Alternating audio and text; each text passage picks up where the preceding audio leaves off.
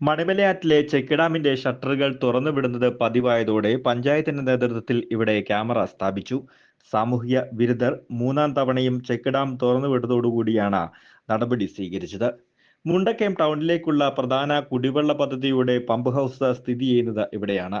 Check ഡാമിലെ വെള്ളം കുറഞ്ഞാൽ പമ്പിങ്ങിനെ അത് ബാധിക്കും. ഇത്തരത്തിൽ പമ്പിങ്ങിനെ ബാധിച്ചാൽ കുടിവെള്ള വിതരണവും തടസ്സപ്പെടും.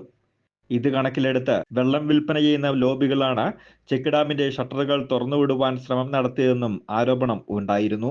ഇതേ തുടർന്നാണ് ഇവിടെ ക്യാമറ സ്ഥാപിച്ചത്. ചെക്ക് ഡാം കഴിഞ്ഞ കുറേ കാലങ്ങളായിട്ട് സ്ഥിരമായി സാമൂഹ്യ വിരുദ്ധർ തുറന്നുവിട്ട് വെള്ളം മുഴുവൻ നഷ്ടപ്പെടുന്ന സ്ഥിതിയായിരുന്നു. മുണ്ടക്കയം ടൗണിലെ കടക്കമ്പോളങ്ങളിലും വീടുകളിലുമൊക്കെയായി നിരവധി ആളുകൾ ഈ വേനൽക്കാലത്ത് വെള്ളം ഉപയോഗിച്ചുകൊണ്ടിരുന്നത് ഈ ചെക്ക് ഡാമിൽ നിന്ന് പമ്പ് ചെയ്തുള്ള ജലമാണ്. പതിവായിട്ട് സാമൂഹ്യ വിരുദ്ധർ തുറന്നുവിടുന്ന സ്ഥിതി ഉണ്ടായപ്പോൾ ഗ്രാമപഞ്ചായത്ത് ഇടപെട്ട് അവിടെ ഇപ്പോൾ ഒരു ക്യാമറ കഴിഞ്ഞ ദിവസം ഫിറ്റ് ചെയ്തിട്ടുണ്ട്. തുറന്നുവിടുന്ന സാമൂഹ്യ വിരുദ്ധരെ നമുക്ക് നിയമപരമായി നിയമത്തിന് മുന്നിൽ കൊണ്ടുവരാൻ സാധിക്കും. ഇപ്പോൾ CCTV ക്യാമറയുടെ സംരക്ഷണത്തിലും അതിൻ്റെ ക്യാമറ കണ്ണിലുമാണ് ചെക്ക് ഡാം.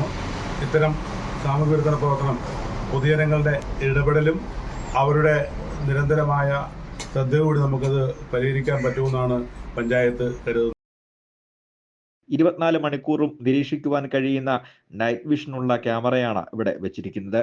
അതുകൊണ്ട് തന്നെ സാമൂഹ്യ വിരുദ്ധ ശല്യം ഉണ്ടാവില്ലെന്നും പറയപ്പെടുന്നു. News bureau, Mundakayam.